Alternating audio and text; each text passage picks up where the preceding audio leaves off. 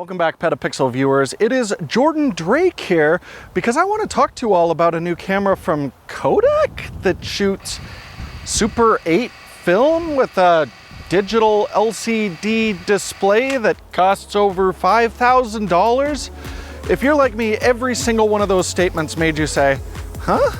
So let's talk about it. Okay, I want to interrupt for just 1 second to talk about a new deal from our friends at Audio. I know. I love them too. Well, Audio has a brand new promotion to celebrate going from 30,000 sound effects to start up to now 300,000 sound effects in their library. So Audio is offering a very limited time promotion where they're giving you lifetime access to this entire sound effects library for only $199. These are professional sound effects that have been used by well-known brands and major filmmakers. And right now there's 300,000 sound effects in the library, but Audio is constantly adding new professional sound effects to the library to just give you more creative options. So hey, if you'd like lifetime access to a great sound effects library, click the link in the description below. It's only being offered to the first 5,000 people, so get on it today. Thanks so much, Audio, for sponsoring this episode. All right, back to the Kodak Super 8 camera, and I first heard rumblings about this almost a decade ago. And honestly, after all the delays, I just really didn't think that it was ever actually gonna see the light of day. And then I was very surprised when Kodak offered me a production model. So I used it to shoot a large chunk of our Instax 400 review, but I also did a bunch of tests and even shot some family home video, and now I've got real impressions about this camera. Also, a little later, I will be joined by my good friend Alex Mitchell, who has shot a lot of motion picture film and also really wanted to talk about using this camera. So the reason this camera is unlike anything I've ever reviewed before is right there in the name. It shoots Super 8 motion picture film at speeds between 18 and 36 frames per second. Now you have to understand, Super 8 film has a very small surface area. I mean, a digital equivalent would be something like a smartphone sensor. So that means the footage that we get out of this is very grainy, very prone to diffraction, but it also has a completely unique look. And I have to say, this makes one of the all-time great sounds when you're rolling footage, and especially when you stop. To give this camera more flexibility, it has a standard C-mount on it, but it does include a very nice Ricoh 6mm f1.2 in the box, which gets you very close to like a 40mm focal length equivalent in full frame. Looking at the physical design of this camera, it's very clearly designed to be reminiscent of something like a 16mm Bolex. We've got a top handle right on top of the camera. There's also a removable base handle. This also has a record button on it, and it's worth pointing out there's also a lank input on this. This camera is a chunky boy though, weighing in at 1,430 grams with the included lens without even attaching the base handle to it. You will definitely feel that weight. And a lot of it comes from the proprietary Kodak battery that you can see is quite large. The big problem with this though is the only way you can charge it out of the box is by plugging the camera into a micro USB port that takes 3 hours to charge it up. That being said, the battery life is quite good on this. I was able to use it recording 3 rolls of film over an afternoon, filming our Instax episode. Battery life was still at 75%. Now there are a whole lot of very affordable used Super 8 cameras out there, but what makes the Kodak completely unique in my mind is the LCD on it. So basically what happens is there's a separate, very small camera right behind the lens mount that'll record what the lens is seeing. It sends a video feed then out to the very large 4-inch display on this so that you can check your frame and all of your metering information, camera settings, everything like that. Now this is almost, but not quite, a fully articulating screen. You can hold it above your head and tilt the screen down, or you can shoot low angle and tilt the screen up, but you can't actually flip it all the way around for filming yourself. But I don't think a lot of people are going to be recording vlogs on Super 8 film. But this is a huge advantage because if you look at most of your other Super 8 offerings, you either have to be looking right through an optical viewfinder or checking frame lines on the top of the camera. This gives you way more framing flexibility. The other big advantage of having this LCD is it lets us use modern menus to adjust all of the camera settings. Now, the menus are very well laid out, actually, very intuitive. It's the way you interact with them that's quite interesting. The dial on it that you use is really very nostalgic to like an original iPod where you run your finger around it and then click on the center button. The thing is, it's not as responsive as those ancient iPods were. And it's while scrolling through these menus that you can see this is actually a reasonably sharp LCD built onto the camera, but you wouldn't know that when you're actually filming because you're looking at the tap that comes from that built-in camera, and the quality on this is actually extremely low. I found it very difficult to pull focus while using it. In fact, even in completely static scenes like we have now, you can see I was just miles out with my focus, and that really is because of the LCD. Once I just gave up on trusting the LCD for focus and just used the distance scale on the lens markings and hyperfocal distance, then I had really nice success. It's also really important to recognize that the exposure you're seeing on that flip-out LCD doesn't reflect what you're actually exposing on the film. There's a built-in spot meter on this camera, and if you look at the side of the frame, you can see a little exposure meter moving up and down, and that's what you want to trust. Now, once I got used to it, this worked very well. I'm going to talk about it more with my friend Alex Mitchell later, but I will definitely say there were moments where I just looked at the screen, exposure looked good, and I started rolling while forgetting like, oh no, I have to check the meter first. Another major innovation of this camera is given away by the SD card slot on the back of it. Now, of course, you can't record video to that SD card, but what this will allow you to do is record sound. And what's really nice here is we have a microphone port built right into the camera.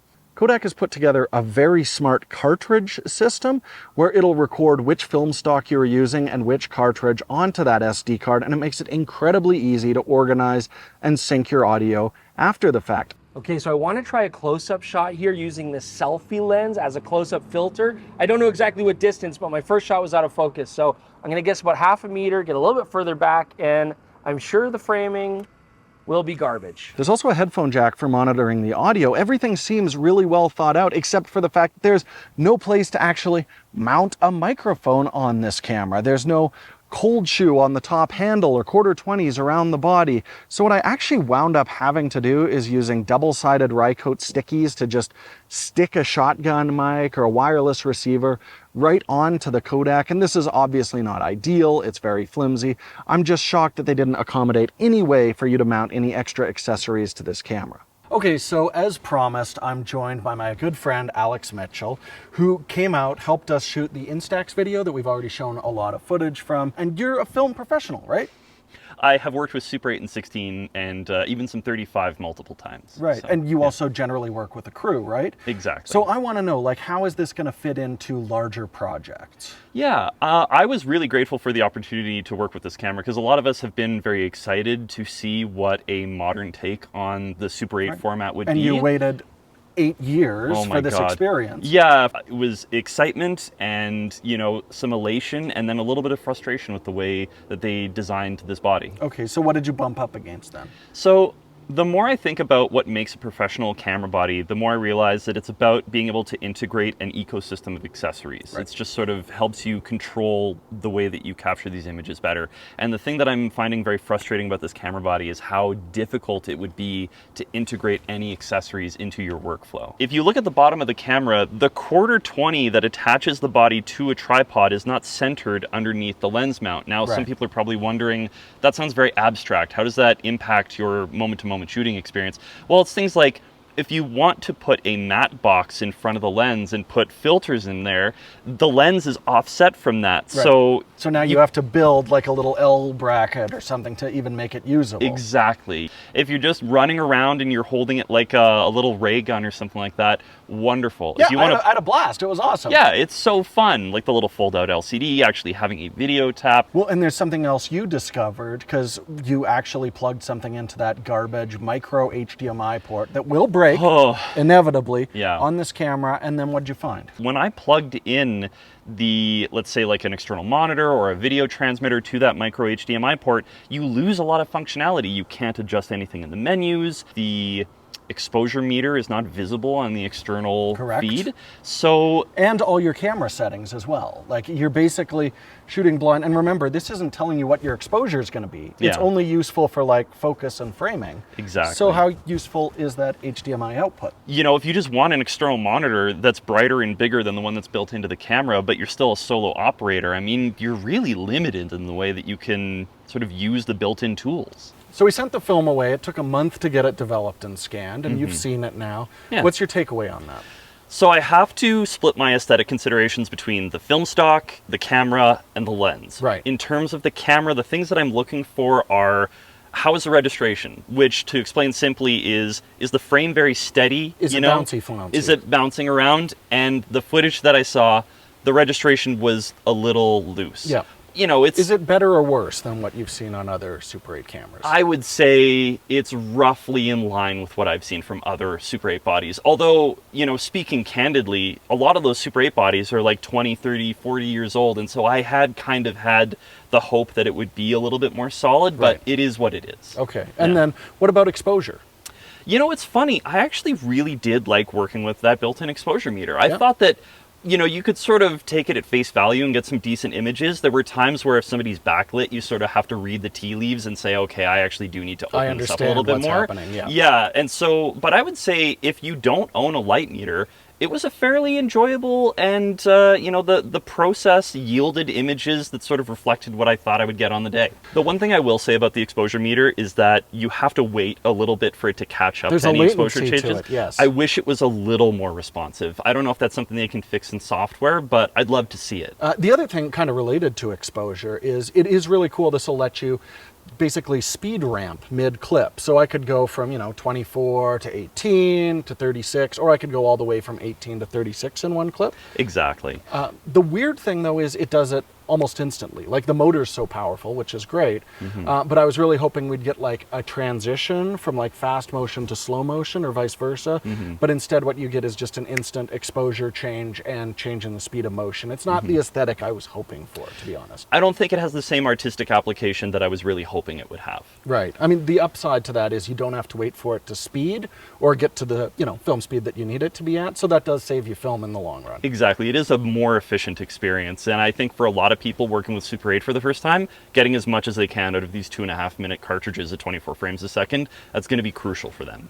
So there's a ton of different Super 8 cameras floating around the used market that have been really well taken care of for like a tenth the price. So how valid is Kodak's camera, really? I think at the price that Kodak has listed this camera body at, it really behooves you to look at the other options that are available, Right. and there are a lot of other Very options. diplomatic, yes. Yeah.